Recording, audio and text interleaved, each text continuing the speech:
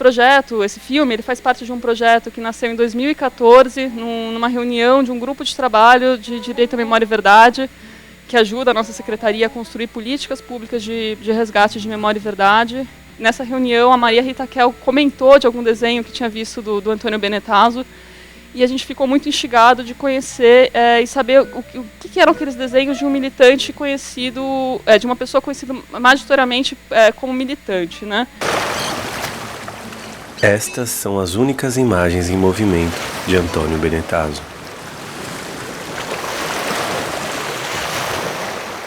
A gente tinha certeza que ele seria um dos grandes críticos da geração dele para a arte brasileira e para a arquitetura brasileira. Que é como se a vida do Antônio Benetazo retornasse aqui para nós na tela de um cinema. Nos traz à memória essa história deste arquiteto e de um artista cuja obra praticamente só agora que vamos conhecer, não é isto? Porque ela estava de alguma forma escondida. Eram desenhos, né, que tinham assim, um frescor muito grande. Era um desenho que no mundo estava se começando a fazer. Era um desenho logo depois da pop art, né?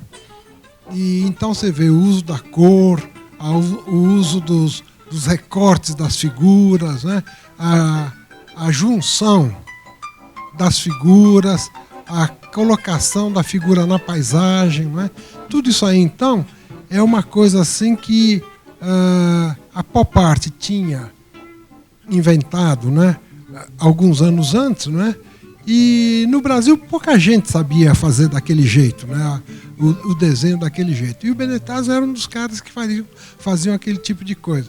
Então ele tem uma produção, digamos assim, de caráter mais realista, tá certo? Mais assim, didática, de militância e tal. Só que junto, ao mesmo tempo em que ele estava fazendo isso, ele tem desenhos inspirados principalmente em dois artistas. O Kandinsky, que é uma inspiração muito forte, principalmente das obras em Nanquim, muito forte. E um artista que eu não conhecia e que eu só fui conhecer porque eu achei um livro que foi do Benetazo e que era um catálogo desse artista, que é um artista alemão chamado Bissier. Há espaços ínfimos e infinitos entre a consciência, a experiência e a narrativa da história, né? Nenhuma história é totalizante, né? Embora às vezes nos livros isso possa até parecer, né?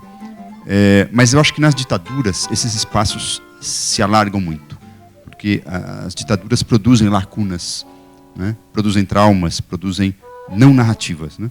Eu acho que o filme revela essa perspectiva um tanto difícil também de quem trabalha com o tema, né?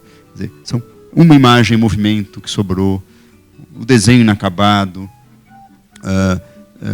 obras que a gente não consegue estabelecer direito contexto e momento de produção, né? Bem, o filme faz da lacuna, da interrupção, do inacabamento, do hiato, da separação, o seu princípio formal. E esse princípio é estético, diria mesmo cinematográfico e retiniano, como o próprio filme mostra, ao ser também um ensaio sobre o cinema, né? É um ensaio sobre Benetazo, mas é um ensaio também sobre o princípio do cinema. Mas esse princípio da lacuna, ele não é só um princípio estético, mas é também um princípio psíquico e um princípio social.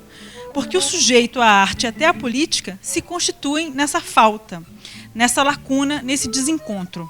Uma coisa interessante é que a gente fez do filme também, num determinado momento, um instrumento de pesquisa, né? A coisa dos depoimentos, das entrevistas, da reprodução fotográfica que o Paulo Schlick, que é um fotógrafo, fez de vários trabalhos, né?